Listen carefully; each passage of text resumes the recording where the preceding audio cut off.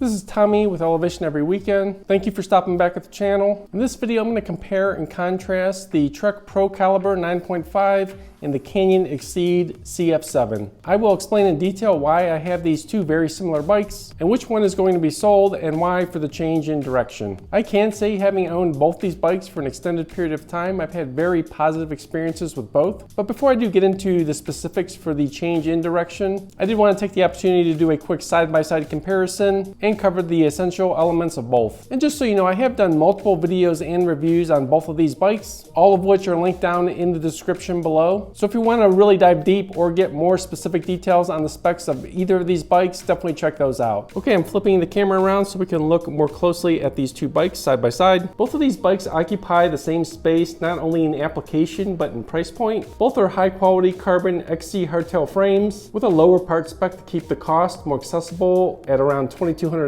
So although they are very similar in cost and application, they approach it very differently looking at the frame designs. The Trek does have a shorter head tube area, but the benefit is it does expose more of the fork post for use, whereas if you look at the Canyon, it has a much taller head tube area, which leaves you with much less adjustability on the fork post. So it's really just two ways of doing the same thing, as the overall stack height is about the same. But with the Trek, at least you have a little more adjustability because you can drop that down more if you so choose. Both bikes are similar in application on the down tube and bottom bracket areas. As you can see, the Canyon right here, it has a pretty beefy bottom bracket. And then looking at the Trek, there's probably a little more mass in the down tube and width in the bottom bracket, but overall I'd say it's pretty similar. And both bikes use a very similar wide and flat top tube, but on the Canyon, it's much higher as it ties into the seat tube.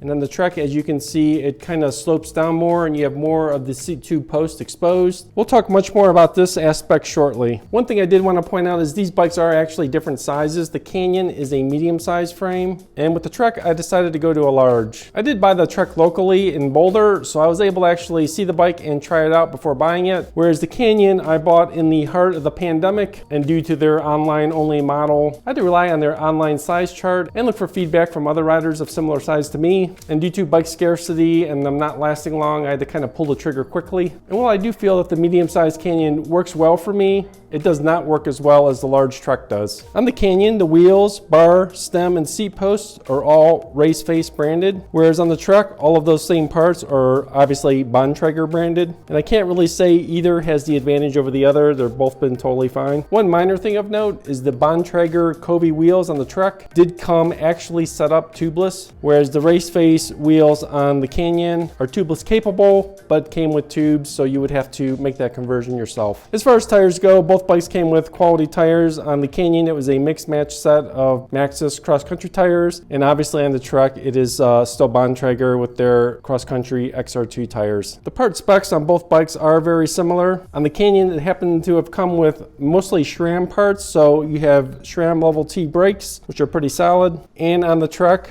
you ended up with Shimano brakes, which were also very good. Both bikes had the same rotor size with 180 millimeter in the front, 160 in the rear. And while I would say that overall performance on braking is very similar for both on general use, I would give a slight edge to the Trek and the Shimano brakes. When it comes to harder technical trail use, they just seem to bite a little bit better. As for the drivetrains, the Canyon came with SRAM 1x12 NX, and the Trek came with Shimano's new 1x12 Dior drivetrain. In the past, I made the comment that I really thought the SRAM NX 1x12 was vastly superior to the Shimano Dior 1x11 that I've had on other bikes, like this bike right here. However, I can say that the Shimano 1x12 Dior has definitely closed the gap, and they're both very similar in their performance and shift quality. Now to the point where I can't say I have a preference. The fork is one area that the Exceed has a huge advantage with the RockShox Reba. Online, when I bought this bike, it was actually spec'd with the RockShox RL fork, which is at least a couple levels lower. Apparently, because we were in the heart of the pandemic, just to ship bikes, they had to spec it with what they had on hand. And it was a nice surprise when I unboxed it and found out that I had a much higher higher quality RockShox Reba fork. It's really a fork I wouldn't even consider upgrading on this bike. On the Trek side, it is spec'd with the RockShox Judy fork, which is definitely on the lower end of RockShox fork spectrum. And it was one of the biggest concerns I had with this bike was it was coming with essentially what I thought might be a throwaway fork. However, having recently really put it to the test on some technical single track trail, I can say that from a performance standpoint, the fork actually really does really well. Really the main issue with this fork is just the weight, as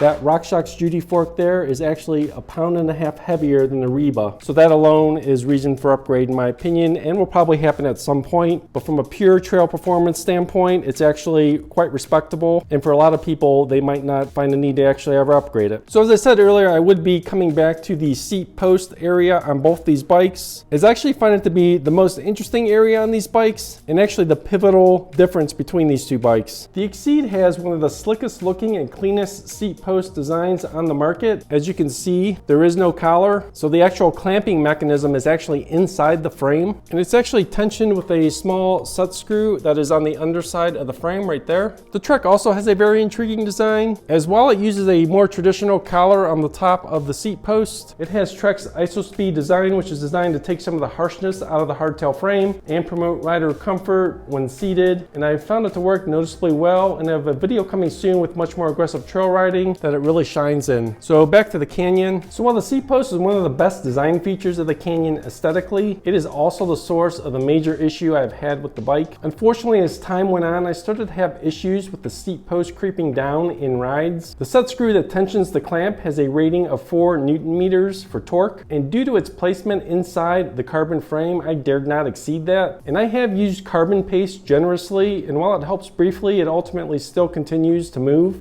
By comparison, the more traditional Trek collar has a rating of 6 to 8 Newton meters for torque and requires no pace, and I usually have it set around 7 Newton meters and never have any issues. So for me, this has become the main motivation to move on from the Exceed, even though I still think it is a fantastic bike, but it's probably a better option for lighter riders than myself. I think you could probably remedy this issue with the addition of a dropper seat post, and I had fully intended to keep the bike and make it work, but when the Trek Procal did come available to me locally, I did go check it out, really liked it, found the sizing a little better for me, and decided to make the swap. I was also fascinated by the possibility of having an IsoSpeed bike, and again have actually found it to be a really neat and useful design feature. So one of the most interesting aspects of literally having both these bikes side by side for an extended period of time was that even though both these bikes are very similar on paper, it was still kind of nice to see that you can actually have a different experience with very similar bikes. While it is very common for people to say there really are no bad bikes being made by reputable manufacturers these days, and I do largely agree with that statement, it's still very possible to have a very different experience with two bikes that may occupy the exact same slot in range. And this experience has really highlighted for me it's still really important to do your research, always try before you buy if you can, and try to make the best possible choice the first time. So in the end, while I can say both these bikes are great options overall, the Trek Procaliber is definitely a better option for me as an individual. If you found this head-to-head video helpful, definitely drop a like down below. And if you want to follow any of my future videos with the Trek Procaliber or any of my other adventure or fat bikes, definitely subscribe to the channel. It does really help out, and it tells YouTube you want to continue to see this type of content. Lots more coming soon, including me thrashing the Trek Procaliber on some technical single track, so stay tuned for more. Thanks a lot, and have a great day.